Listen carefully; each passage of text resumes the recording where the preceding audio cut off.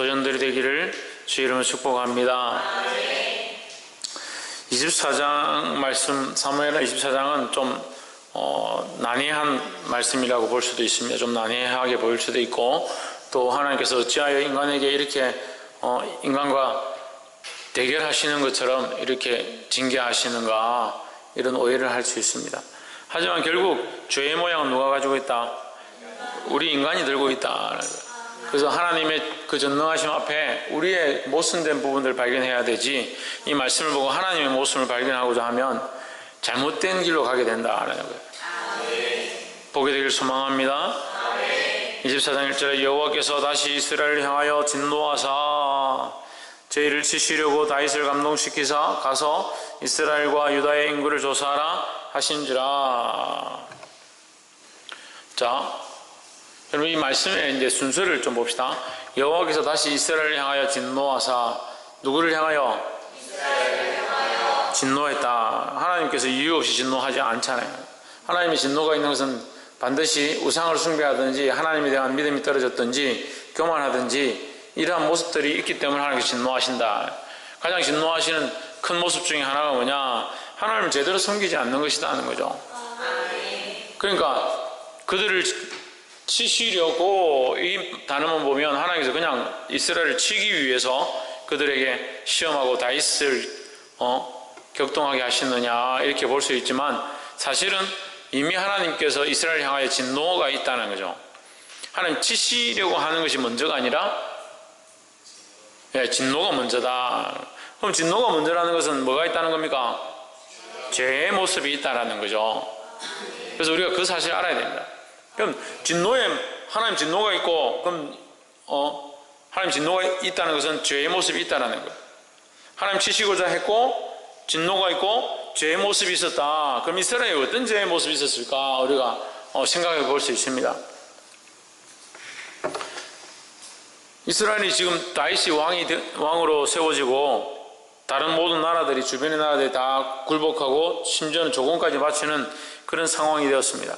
이스라엘이 더 이상 전쟁을 하지 않아도 아무런 피해가 없는, 하나님께서 그들에게 태평성대를 허락하셨습니다. 그런데 태평성대를 허락한 이스라엘에 왜 진노가 있느냐? 그러면 이제 뻔하죠.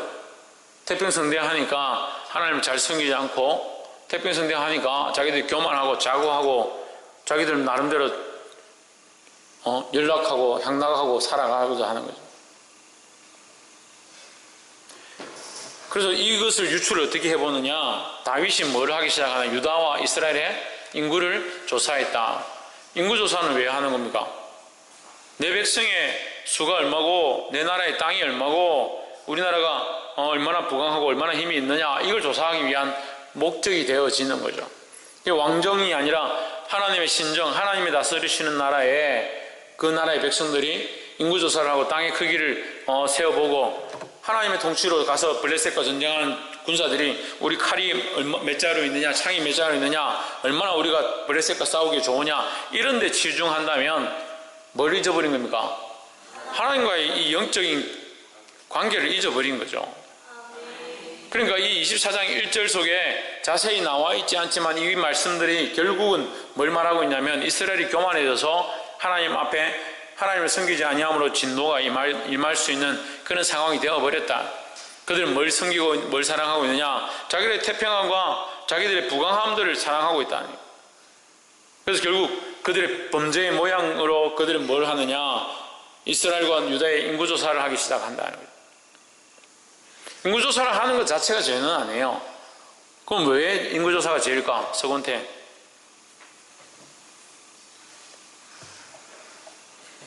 덕승님.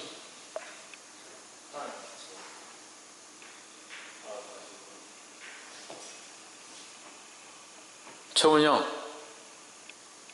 그 행위의 시작이 하나님으로 시작하잖아요. 박이사.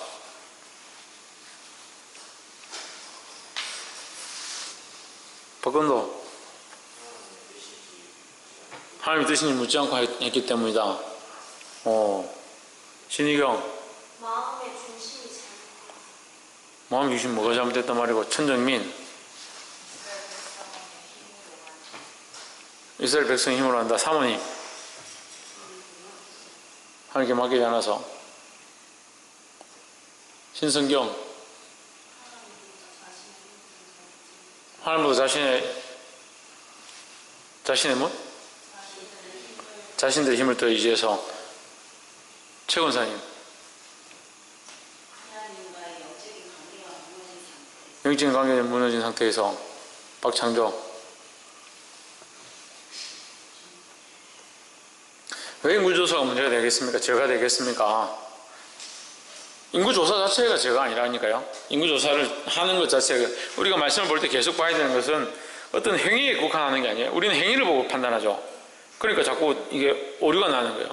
하나님이 행위를 보고 판단하는 게 아니라 그들의 중심을 보고 판단하시는 거죠. 그들이 인구조사를 하는 게 문제가 아니라 그들이 이미 높아지고 교만해졌기 때문에 하나님 없이도 살 수 있다. 하나님 없이도 국력이 있고 인구가 많고 하나님 없어도 된다라는 생각들, 하나님 없이 살 수 있다라는 생각들, 자기의 힘을 의지하는 모양들, 그게 결국 뭡니까? 하나님 없어도 된다라는 생각. 하나님 없어도 돈만 있으면 살겠죠. 서건태. 돈만 있으면 못 살겠습니까? 하나님도 있어야 되고 돈도 있어야 되겠습니까? 네, 고민해 보세요. 하나님만 있으면 못 삽니까? 근데 하나님만 있어도 살 수 있겠다 하는데 사실은 실상 안 그렇잖아요. 하나님만 있어도 안 될 것 같잖아요. 우리 생각들이 다 그렇게 간사한 거예요. 아니다고 알고 있다, 하나님 없이도 된다라고 하지만 실상은 안 그렇다는 거예요. 그 이스라엘 백성도 지금 그렇다는 거예요. 그 인생의 연약함, 인생의 나태함이 어디로 돌아갔냐? 자기를 사랑하는 대로 돌아가게 돼 있다는 거예요. 하나님을 의지하는 대로 우리가 돌아가야 될 줄 믿습니다. 하나님을 의지하고 하나님을 의탁하고 하나님을 의뢰하고 하나님을 바라보는 대로 우리가 돌아가야 되는 거예요. 하나님을 의지하지 않고 하나님을 바라보지 않고 하나님을 의뢰하지 않는다는 것은, 다시 말하면 하나님 앞에 기도하지도 않고 예배하지도 않고 하나님 바라보지도 않고 찬양하지도 않고 하나님께 묻지도 않는다는 거죠. 그러니까 뭐합니까? 자기들이 조사해보고 자기들의 힘의 열망과 적군이 쳐들어오면 우리가 어떻게 싸울 수 있을까? 이 정도면 충분하겠지. 그런 생각을 하는 거죠. 그 9절에 요압이 인구 도수를 왕께 고하니 곧 이스라엘에서 칼을 빼는 담대한 자가 80만이요 유다 사람은 50만이었더라. 10절 다윗이 인구수를 조사한 후에 그 마음에 자책하고 여호와께 아뢰되 내가 이 일을 행함으로 큰 죄를 범하였나이다. 여호와여 이제 간구하옵나니 종의 죄를 사하여 주옵소서. 내가 심히 미련하게 행하였나이다 하니라 했습니다. 여러분, 이게 뭡니까? 이게 다윗이 뭡니까? 뭐 하는 겁니까? 회개하는 거죠. 회개했으면 하나님 용서해 주셔야 되잖아요. 근데 하나님 용서하지 않습니다.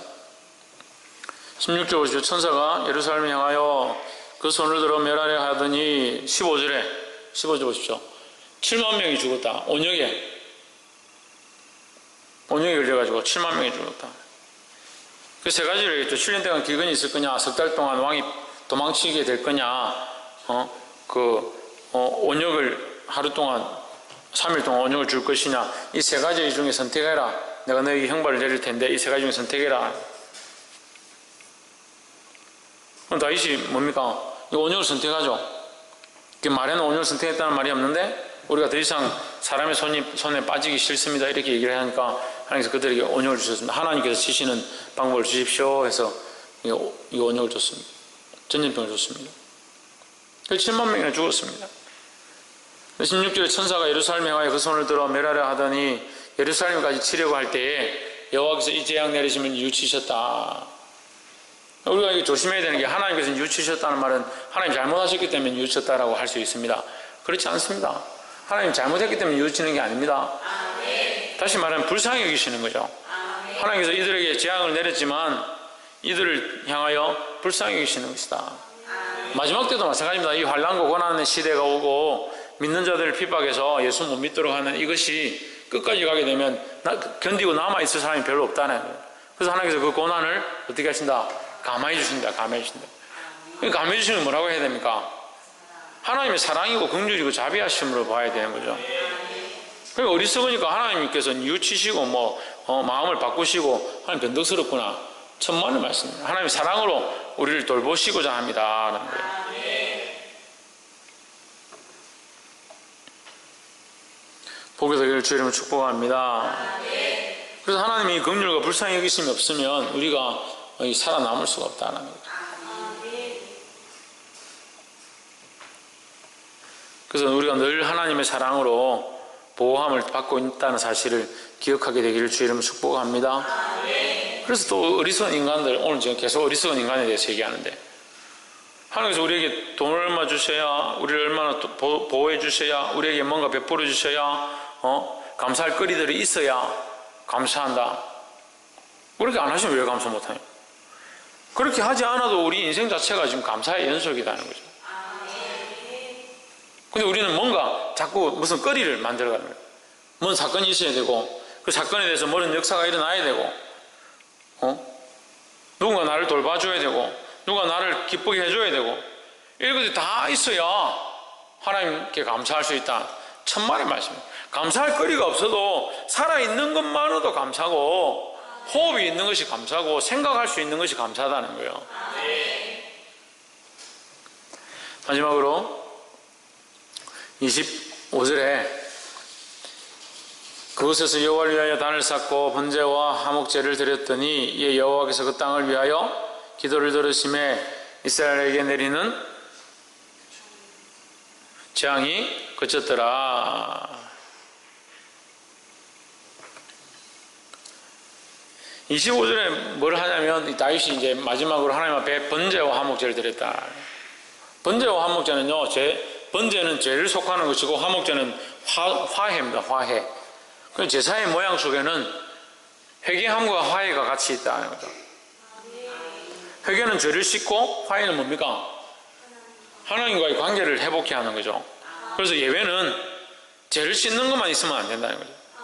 그래서 사람들은 제사를 드려서 예배를 드려서 우리 죄를 씻고 하나님 앞에 기도하자.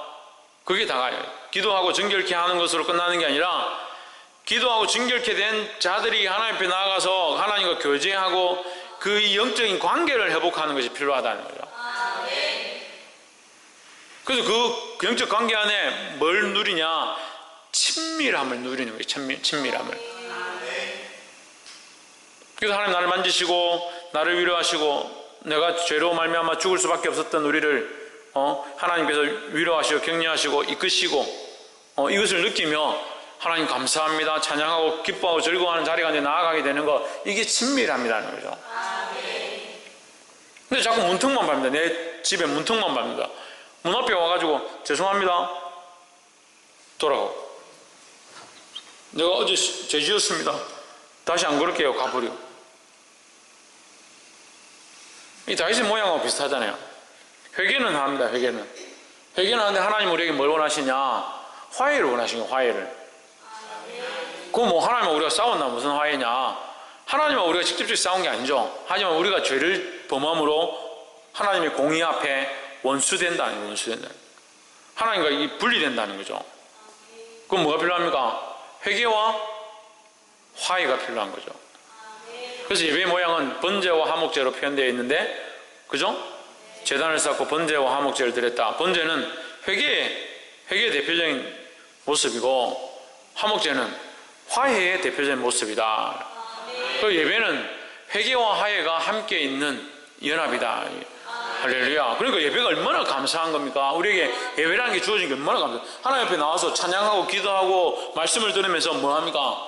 회개하는 거예요. 회개. 찬양을 통해 주님만 높입니다. 주님만 높이려면 어떻게 해야 합니까? 내 안에 높아져 있는 것들이 낮아져야 되는 거죠. 이게 회개의 시작이에요. 회개의 시작. 그리고 나의 회개가 시작되고 나의 정결함들이 일어나고 하나님 위로하시기 시작하면, 나의 죄인됨을 하나님 용서하시는구나. 그 은혜 안에 들어가서 하나님과 교제하며 만나며 하나님께서 나를 사랑하신다. 내 사랑하는 아들아. 그렇게 할 때 하나님과 이 교제와 영적인 코어가 되는 거예요. 이게 연합이 되는 거예요. 그 기름 부으심이 우리 안에 흘러가겠습니다.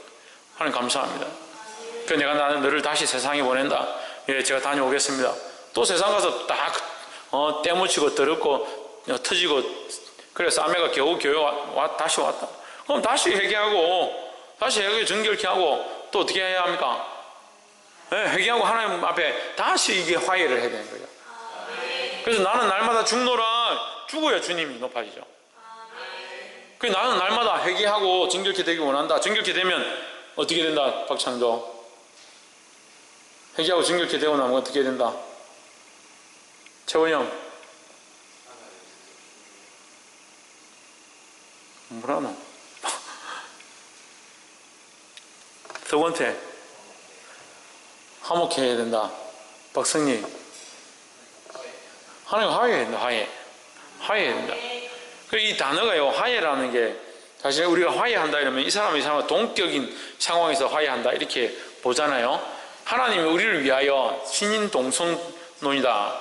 하나님께서 우리를 위하여 동형 동성론이라 하거든요. 우리를 위하여 인간의 모양처럼 사람인 것처럼 표현을 하시는 것이 본인이 우리가 이해할 수 있는 언어로 사람이신 것처럼 우리와 같은 동률로 우리와 언약을 맺고 우리와 같은 동률로 동격으로 화해하고 죄를 용서해주고 같은 친구나 이웃이 용서해주고 사랑하고 화해를 하는 거잖아요.